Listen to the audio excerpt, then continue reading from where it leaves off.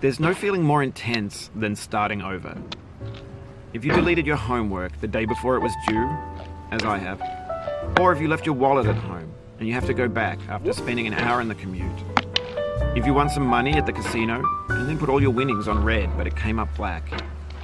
If you got your best shirt dry cleaned before a wedding and then immediately dropped food on it. If you won an argument with a friend and then later discovered that they just returned to their original view. Starting over is harder than starting up. If you're not ready for that, like if you've already had a bad day, then what you're about to go through might be too much. Feel free to go away and come back. I'll be here.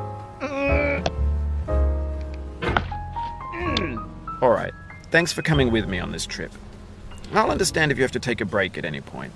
Just find a safe place to stop and quit the game. Don't worry, I'll save your progress, always, even your mistakes. This game is a homage to a free game that came out in 2002, titled Sexy Hiking. The author of that game was Jazzuo, a mysterious Czech designer who was known at the time as the father of B games. And B games are rough assemblages of found objects. Designers slap them together very quickly and freely, and they're often too rough and unfriendly to gain much of a following. They're built more for the joy of building them than as polished products. In a certain way, Sexy Hiking is the perfect embodiment of a B game. It's built almost entirely out of found and recycled parts, and it's one of the most unusual and unfriendly games of its time. In it, your task is simply to drag yourself up a mountain with a hammer. And that act of climbing, in the digital world or in real life, has certain essential properties that give the game its flavor. No amount of forward progress is guaranteed. Some cliffs are too sheer or too slippery. And the player is constantly, unremittingly in danger of falling and losing everything. Anyway, when you start Sexy Hiking, you're standing next to this dead tree that blocks the way to the entire rest of the game. It might take you an hour to get over that tree, and a lot of people never got past it. You prod and you poke at it, exploring the limits of your reach and your strength, trying to find a way up and over. And there's a sense of truth in that lack of compromise. Most obstacles in video game worlds are fake. You can be completely confident in your ability to get through them once you have the correct method or the correct equipment or just by spending enough time. In that sense, every pixelated obstacle in Sexy Hiking is real. The obstacles in Sexy Hiking are unyielding, and that makes the game uniquely frustrating. But I'm not sure Jazzuo intended to make a frustrating game. The frustration is just essential to the act of climbing, and it's authentic to the process of building a game about climbing. A funny thing happened to me as I was building this mountain. I'd have an idea for a new obstacle, and I'd build it, test it, and it would usually turn out to be unreasonably hard. But I couldn't bring myself to make it easier. It already felt like my inability to get past the new obstacle was my fault as a player rather than as a builder. Imaginary mountains build themselves. 20 minutes later.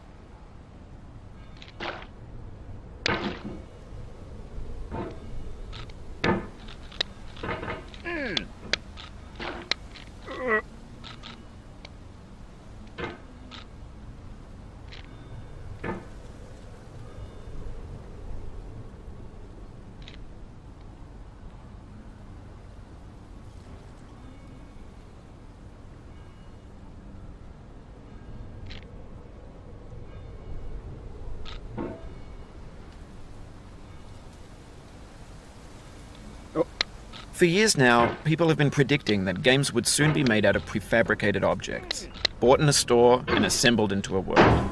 And for the most part, that hasn't happened, because the objects in the stores are trash. I don't mean they look bad or that they're badly made, although a lot of them are.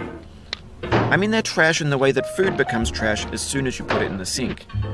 Things are made to be consumed and used in a certain context, and once the moment is gone, they transform into garbage. A few minutes later. In the gut.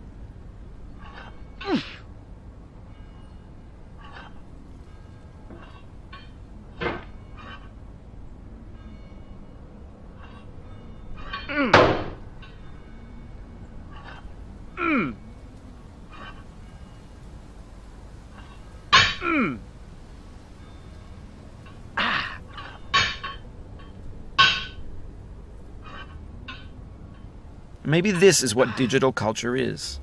A monstrous mountain of trash, the ash heap of creativity's fountain. A landfill with everything we ever thought of in it. Grand, infinite, and unsorted.